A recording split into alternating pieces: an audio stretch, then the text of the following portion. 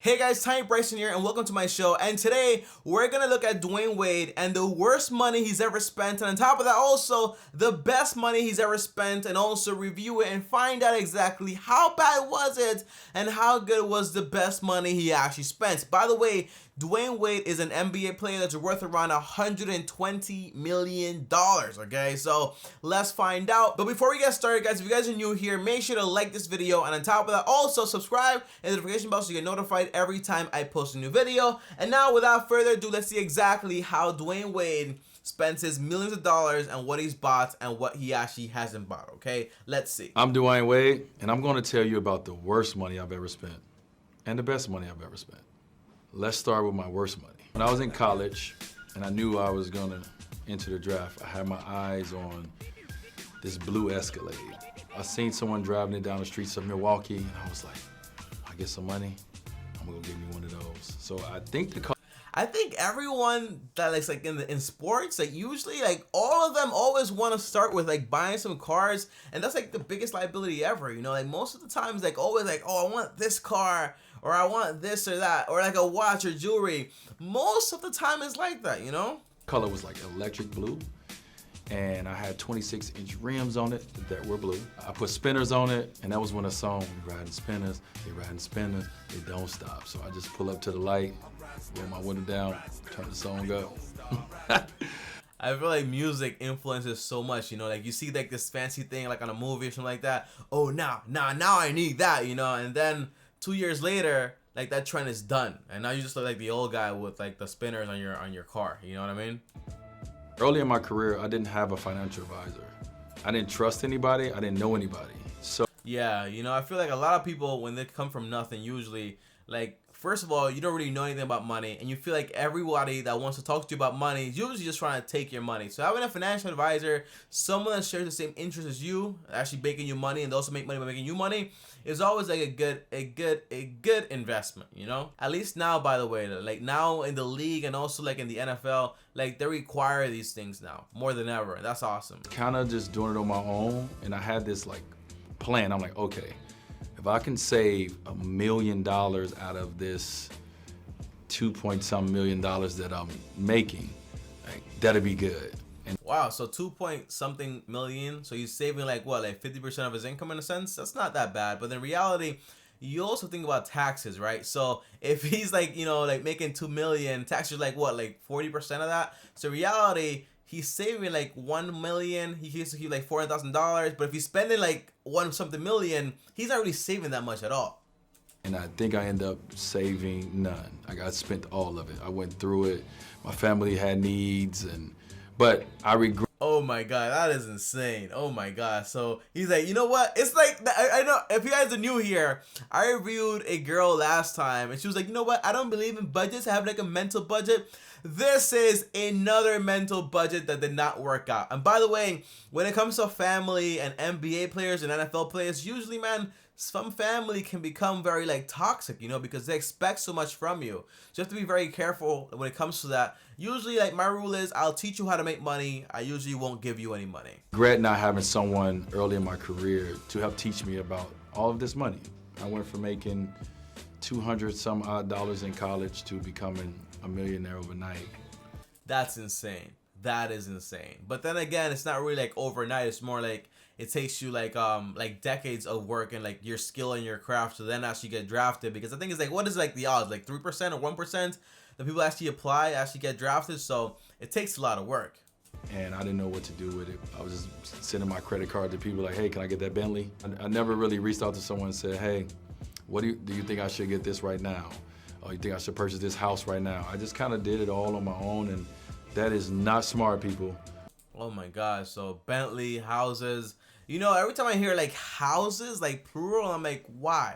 Why? I had a professor once that told me, Tommy, the worst thing you can ever have is more than one house, okay? You're barely gonna go there. It makes absolutely no sense, and things break down. Just get yourself one house, and if you wanna like get other houses, just rent them out to actually create income. But it's like to own multiple houses, usually like not a good idea.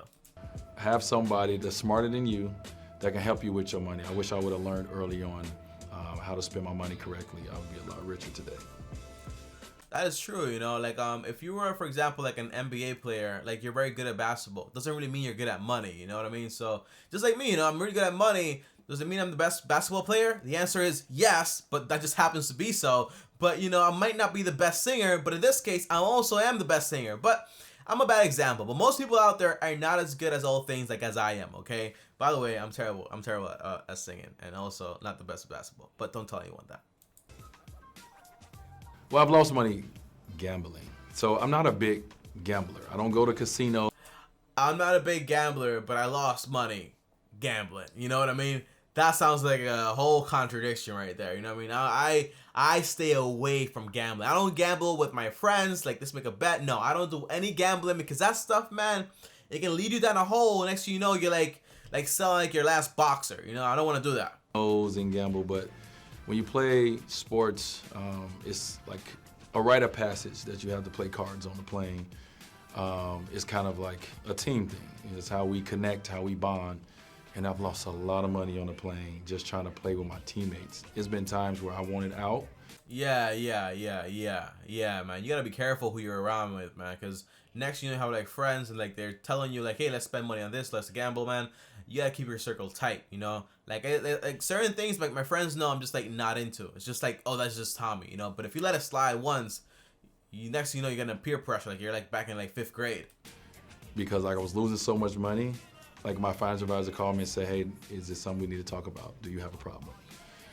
So losing money by gambling to me is the worst way to lose money. I'm not into it, so I'm glad that's over with. That's awesome. So at least he like let it go. He's not doing it anymore. At least that's happening, you know. But yeah, man, like the thing with money is, you know how I associate money?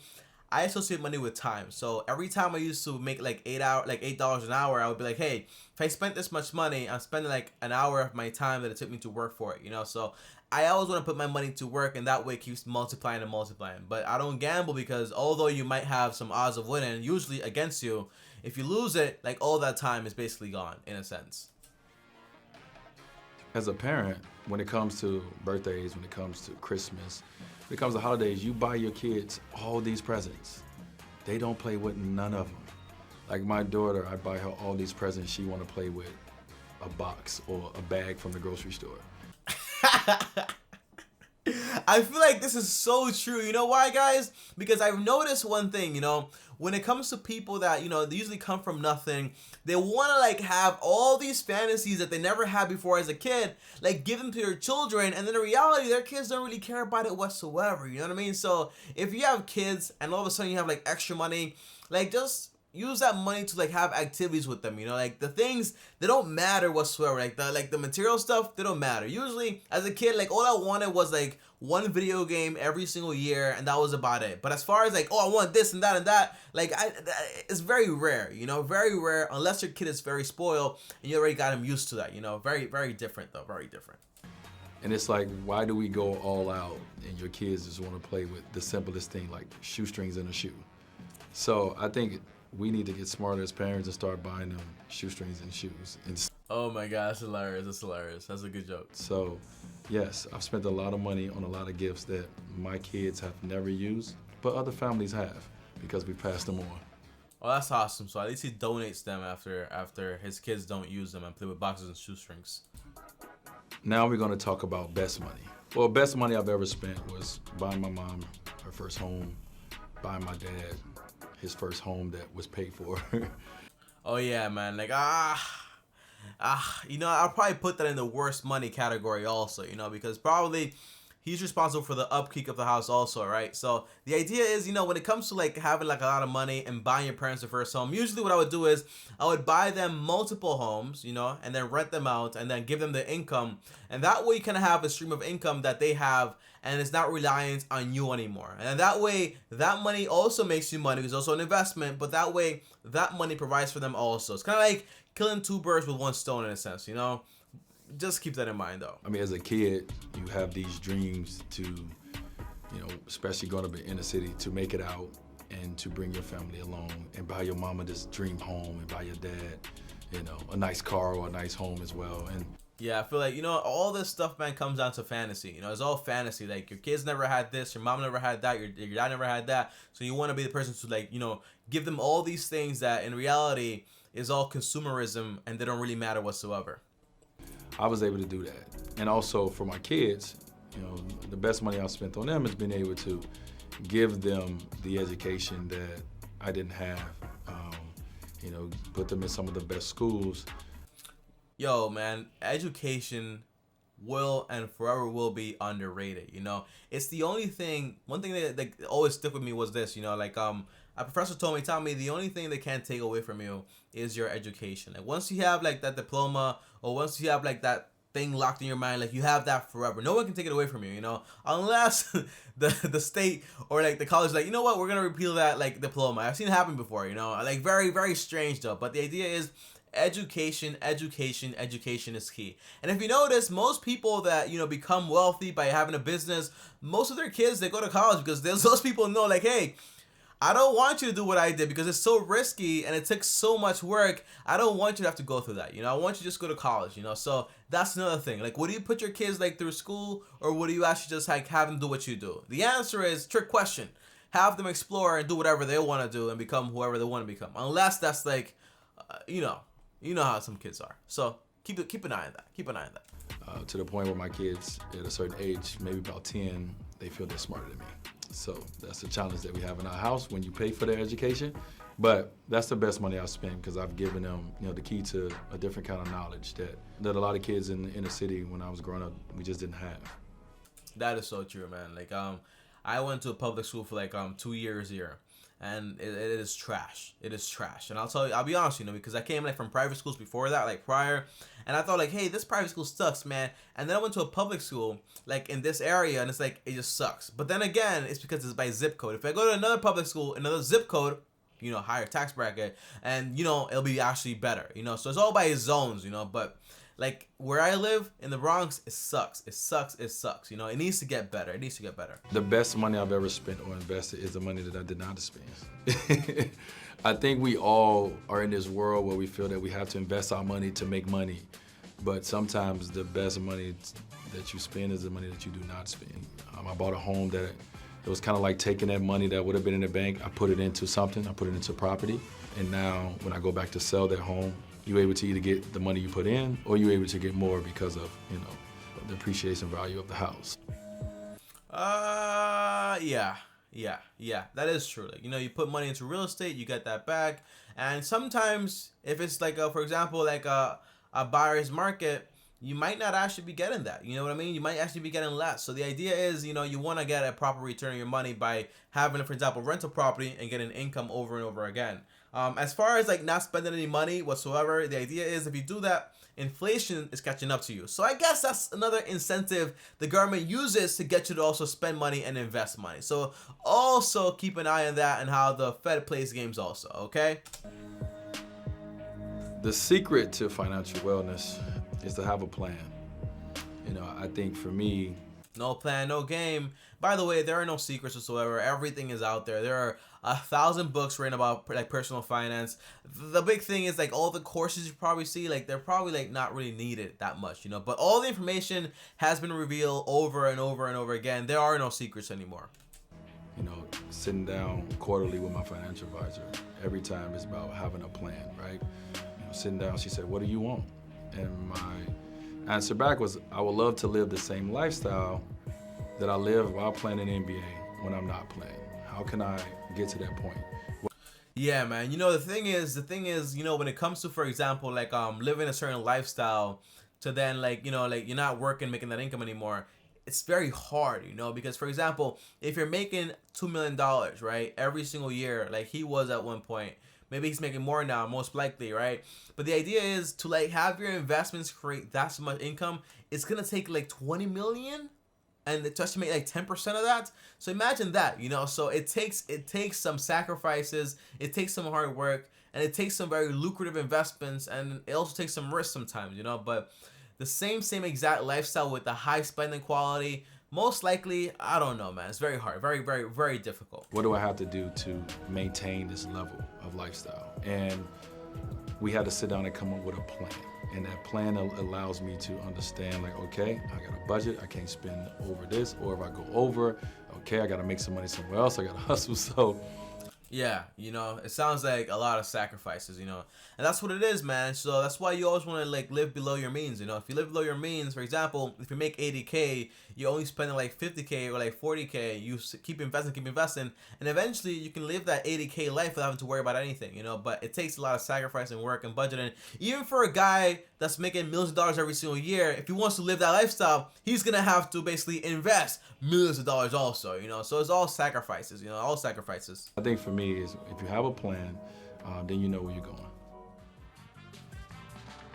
The best The worst, before he continues here, guys, right? The worst thing you can do is listen to someone that doesn't have any experience with finance that tells you all the time, hey, you don't need a plan. Don't think about the future. Just think about the moment. You know, those people are very dangerous, okay? So having a plan, having a budget, having an action is always the best thing ever. It's kind of like having a friend tells you like, hey, just live in the moment. Would you go into a test without studying? The answer is probably you have already. But the point is, you know for a fact the risk you're taking by going to take that test without studying. You don't want to be that person, okay? Studying, having a plan, executing is the best thing ever, okay? That way you're prepared. Financial advice I ever got was to get rid of about 16 cars.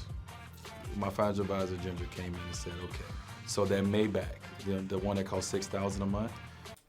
Maybach, $6,000 a month. Maybach, that's like Mercedes, right? I think so, right? He has 16 of those cars, bro. Let's say each of them costs 100K, most likely not, a lot more. That's 1.6 million. He was making 2 million, bro. Oh my god, oh my god. And every single 3 years, he was losing around 35% of that money. Big liability. They should call him May I get my money back? It should be called May I Get My Money Back, okay? That's the new name. You don't drive it. How about we get rid of it? That's somebody's house note. And I was like, no, I'm not getting rid of it. 2 weeks later, I watched it get taken away from my home. So the best advice I got is to get rid of all these cars that depreciate in value. Just spend a lot of money on. You know, it's like a glorious moment whenever I hear depreciation, liabilities, assets, understanding, knowledge. When I hear these words from people, it makes me so happy because now they understand, hey, I want something to appreciate in value, not depreciate. Cars, depreciate. I don't want that. By the way, guys, okay, I have a lot of shoes. You know how many shoes I wear?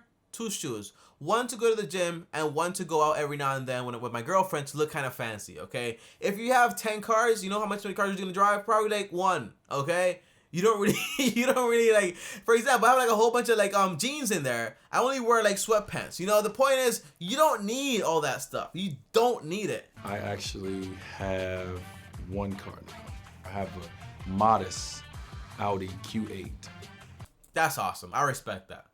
I respect that, you know? Respect that. That's all I have right now.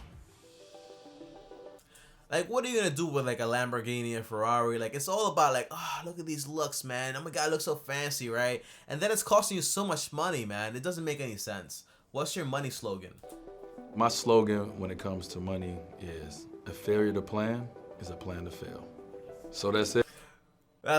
Okay, man. That's it for this video. But he did not make that up. Let's be honest, okay? That's been around for a very long time. However, Dwyane Wade, man, I am very surprised here. You know, I'm very surprised. I'm very happy and excited here.